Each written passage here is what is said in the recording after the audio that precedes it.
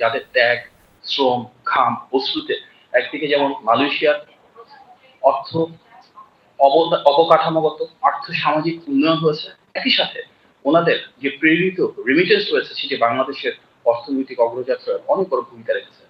যেহেতু মালয়েশিয়া এই শ্রমবাজার শহীদ প্রেসিডেন্ট জিয়াউর রহমানের হাত ধরেই শুরু হয়েছিল, স্বাভাবিকভাবেই নির্বাচিত বিএনপি সরকারের এর সাথে রয়েছে একটি গভীর আবেগ এবং আকাঙ্ক্ষার সম্পর্ক। আপনারা জানেন যে মালয়েশিয়ার অতি গুরুত্বপূর্ণ এই শ্রম বাজার বিগত বেশ কয়েক বছর ধরে বন্ধ রয়েছে, যেটি ফ্যাসিবাদের সময় বিভিন্ন অনৈতিক কর্মকাণ্ড ইররেগুলারিটিস ছিল, তার কারণে বন্ধ হয়ে গেছিল। পরবর্তীতে অন্তর্বর্তী সরকার দায়িত্বে আসার পর ওনারা চেষ্টা করেছেন, বাট এই মার্কেটটা এখন পর্যন্ত ক্লোজ রয়েছে। আমরা নির্বাচিত সরকার দায়িত্ব গ্রহণের পর মাননীয় মন্ত্রী মহোদয়ের নেতৃত্বে ইতিপূর্বে আমরা এখানে এসেছিলাম এবং এখানকার হিউম্যান রিসোর্স মিনিস্টার এবং ওনার মন্ত্রণালয়ের গুরুত্বপূর্ণ ব্যক্তিবর্গ সহ সব স্টেক হোল্ডারদের সাথে আজ থেকে প্রায় 3 মাস আগে আমরা বেশ কয়েকটি গুরুত্বপূর্ণ মিটিং করেছিলাম।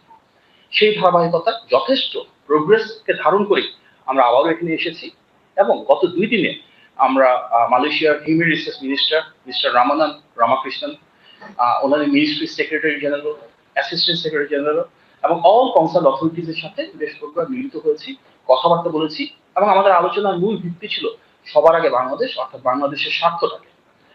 আমরা খুব আনন্দের সাথে আপনাদেরকে জানাতে চাই যে আমাদের both countries now mutually agree to open this শ্রমবাজার immediately এবং আমরা ডিউ প্রসেস ফলো করে যত দ্রুত সম্ভব এই শ্রমবাজার উন্মুক্ত করবার মাধ্যমে বাংলাদেশের যে বিপুল জনশক্তি রয়েছেন ওনাদের জন্য মালয়েশিয়া এ দ্বার উন্মুক্ত করতে যাচ্ছে।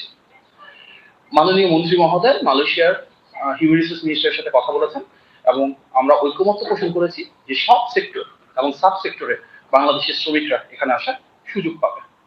আমরা বাস্তবিকভাবে একটা লক্ষ্যমাত্রা স্থির করেছি যে অগস্ট মাসের শেষ সপ্তাহ নাগাদ ইনশাল্লাহ মালয়েশিয়া বাংলাদেশের শ্রমিকরা আসা শুরু করবে। এই ফার্স্ট ব্যাচটা অর্থাৎ ফার্স্ট যারা আসবেন সেখানে আমরা স্বাভাবিকভাবে রাষ্ট্রায়ত্ত প্রতিষ্ঠান হিসেবে বোয়েসেলকে প্রাধান্য দিচ্ছি। আমরা অনুরোধ করেছি মালয়েশিয়াকে যে বোয়েসেলের মাধ্যমে যেন প্রথমে বাংলাদেশে আসেন এবং অবশ্যই আমাদের একটা প্রায়োরিটি থাকবে যেখানে আমরা এফিসিয়েন্টলি করতে পারি, কস্ট কাটিং করতে পারি, একটা স্বচ্ছ প্রক্রিয়ার মাধ্যমে যেন আমাদের যে বিপুল জনশক্তি রয়েছেন তারা বাংলাদেশে এসে কাজের সুবিধা পান। আপনারা জানেন ইতিমধ্যে যে অন্তর্বর্তী সরকারের সময় 423টি রিক্রুটমেন্ট এজেন্সির তালিকা মালয়েশিয়া সরকারের কাছে পাঠানো হয়েছিল। আমাদের দুই দেশে যে এমওইউ রয়েছে বর্তমানে সচল, যেটা এই বছরের ডিসেম্বর পর্যন্ত থাকবে, সেটি অনুযায়ী বাংলাদেশ থেকে প্রেরিত সেই তালিকাতে মালয়েশিয়া তাদের নিজেদের বিভিন্ন যাচাই বাছাই এবং কাঠামোর উপর ভিত্তি করে রিক্রুটমেন্ট এজেন্সির সংখ্যাটা ফাইনাল করে।